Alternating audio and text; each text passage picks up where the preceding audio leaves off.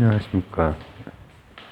여러분, 진돗개가 하품하는 거 의미 아시죠? 진돗개가 하품을 할 때가 있죠. 진짜 하품이 나서 할 때도 있을 건데 괜히 할 때도 있어요. 사람도 그래요. 늑대가 인간하고 정말 거의 육식동물과는 일어나기 힘든 이 관계를 몇만 년 전부터 맺게 된 이유 중에 하나는 늑대가 무리 생활을 한 여러 요인들이 다 겹쳐야 되고 막 이제 하지만은 설도 한 세 가지로 이제 갈리죠. 그렇지만은 무리 생활이기 때문에 진돗개가 일단 딱 태어나면은 이렇게 해서 초기에 이렇게 알게 된 사람들을 내 한 가족이라고 생각을 하는 거예요. 그죠? 그리고 뭐 당황스럽거나 뭐 무슨 어떤 그런 일이 있을 때 그걸 누그러뜨리는 방식으로 하품. 뭔가 이거 굉장히 똑똑한 거죠. 걔들이. 사람들도 괜히 뭐 이렇게 하고 무관심 이런 거를 뭐 예의 바른 무관심 뭐 이렇게 표현을 하고 뭐냐면은 이제 지금은 이제 좀 덜하지만은 이게 어떻게 보면은 우리나라가 시민사회적인 개념이 더 들어오고 이렇게 하면서 좀 더 바뀐 거지. 목욕탕에서 이렇게 목욕탕에서 빤히 이렇게 쳐다보는 그런 이렇게 경우들이 요즘에는 거의 제가 요즘에 잘 안 가니까 목욕탕 문화가 요즘에는 뭐 즐기는 분들도 있지만 찜질방 즐기는 분들도 있지만 요즘은 저는 많이는 안 가거든요. 근데 예전에 목욕탕에서 이제 그 문화가 있어가지고 동네 목욕탕 대중탕 그러면은 이제 할아버지들 중에서 정말 빤히 이렇게 뭐 빤히 보는 분들이 있어요. 그거는 예의 바른 무관심과 좀 다른 개인 공간이라고 하는 개념도 이게 바뀌어가는 거거든요. 이게 뭐냐면은 전유 공간이라고 해요. 시민사회적인 개념이 들어오면서 그게 맞다. 왜냐하면 지금 우리 사회도 예전 농경 공동체에서 시민 공동체로 바뀌는 셈이잖아요. 그러니까 공간에 대한 것도 거리가 우리가 보통 어느 장소에 있을 때 사람들과 일정 거리는 유지를 해요. 그게 이제 그거랑 관련된 거예요. 근데 이제 그게 그런 거에 대한 연구를 한 사람이 사회학자가 있어요. 고프만이라고 하는 사람인데 연극을 막 분석하고 연구하다가 뭐 그 전에 좀 다른 걸 좀 또 연구하고 했지만 이게 굉장히 나름대로 이렇게 과학적 방법으로 이렇게 많이 한 양반인데 한 선생님인데 뭐라고 하면 좋을까요? 이제 저번 세기를 한 토막을 사신 분이거든요. 그러니까 제가 어, 언제까지 한 80년대, 90년대 그 정도까지 사셨고 이제 뭐 그래도 아주 요절은 아니지만은 그래도 이렇게 노인이 되기 전에 돌아가신 걸로 알고 있어요. 근데 이 양반이 연극 같은 거를 굉장히 분석을 하면서 두 가지 층위에서 이제 연구를 한 거예요. 이제 사회학, 제가 경제학도 거시경제, 미시경제 얘기했던 것처럼 사회학도 거시적인 사회학과 미시적인 사회학 이런 식으로 막 바뀌는 거예요. 생각에 사회 사상이 됐건 어떤 것이 됐건. 그러니까는 이제 유럽 같은 데에서 미시적인 사상들이 막 나와요. 재미나고 기발하고 또 설득력이 있는 것들이 나온단 말이에요. 사실은 설득력이나 실천력도 같은 것들이 나오고. 근데 이분도 설득력, 실천력이 있는 것이 뭐냐면은 연극을 보다 보니까는 이게 잠깐만 초점 있는 인터랙션과 초점 없는 인터랙션, 이렇게 두 개로 나누는 거예요. 연극에서는 초점 있는 인터랙션으로 딱딱딱딱 뭔가 정해져서 그 룰 안에서 상호호혜적으로 가고, 그런 상황이 아닌 이런 우리 시민사회에서 보통 우리가 마주치는 모르는 타인들과는 초점 없는, 그러니까 그 대중탕의 경우라면은 보고도 못 본 척 이렇게 이러는 거지, 진돗개처럼.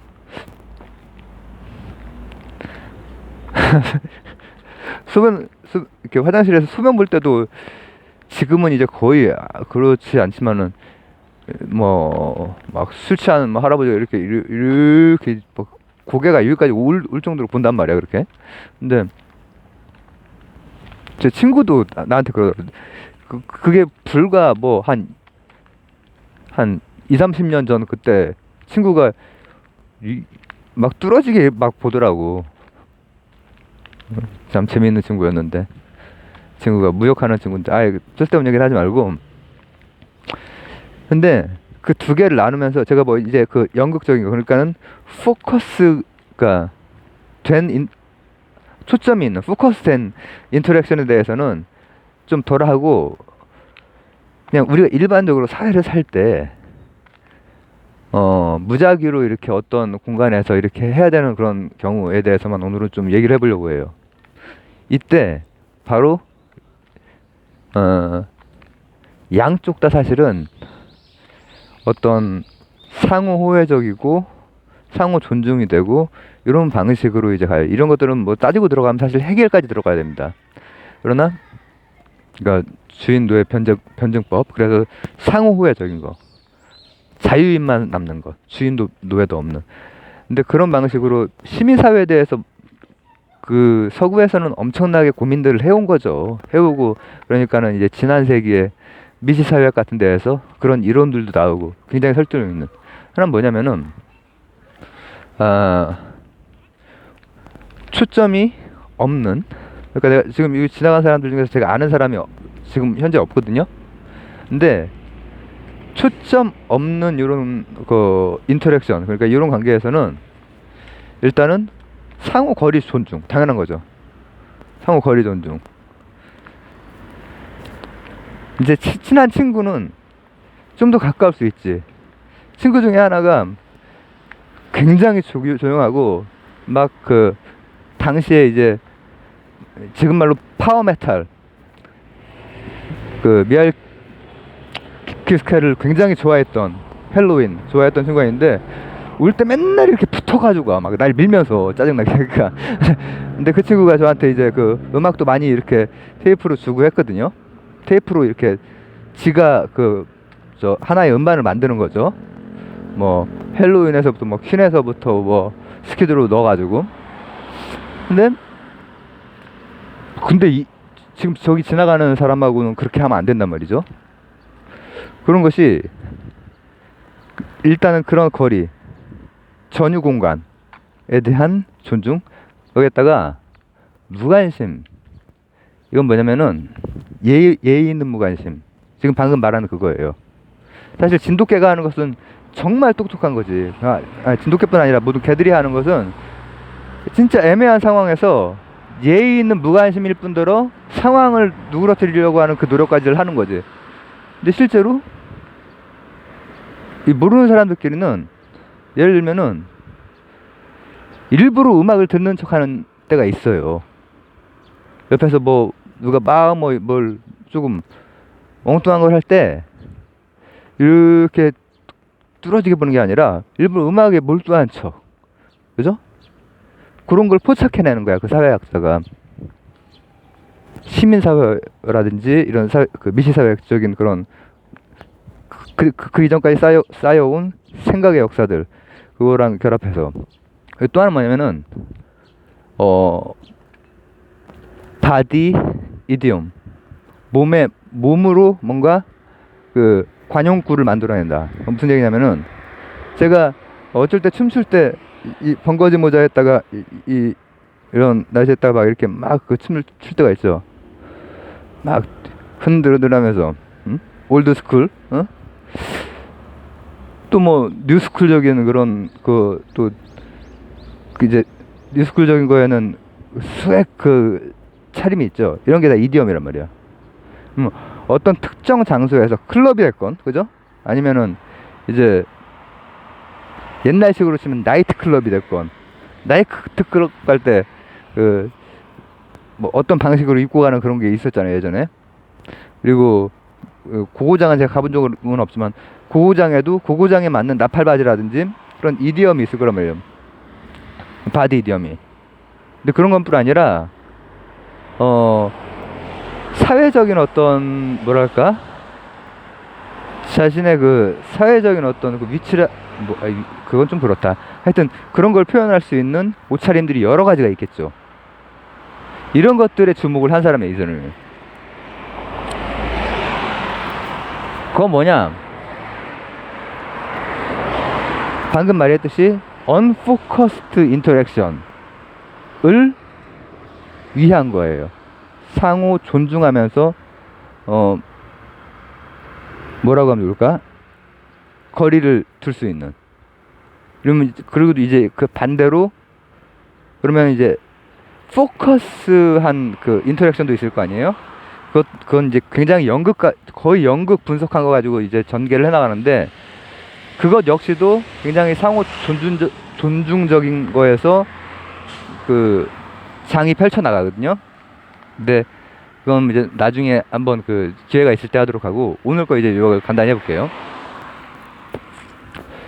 진돗개는 하품을 하고, 그리고 이제 저도 어렸을 때도 그렇고 이제 좀 하여튼 지금보다 더 그럴 때가 있죠. 근데 우리 할머니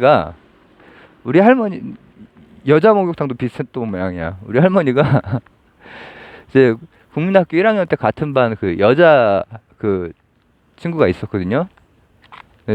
친한 친구였는데, 목욕탕에서 우리 엄마랑 뭐 이렇게 할머니랑 이렇게 갔다가 돌아와서, 국민학교 1학년이었어요 내가 그때. 근데 야, 걔는 어떻게 그렇게 예뻤거든요. 얼굴도 예쁘고 그냥 몸도 좀 그렇게 이쁘더라고. 그러니까 뚫어지게 본 거지. 근데 이제 그게 그 옛날 우리 그 공동체에서는 모르겠어. 이제 그런 게 그 다음에 진짜 민망한데, 어쨌든 지금은 사회가 완전히 많이 바뀐 거지.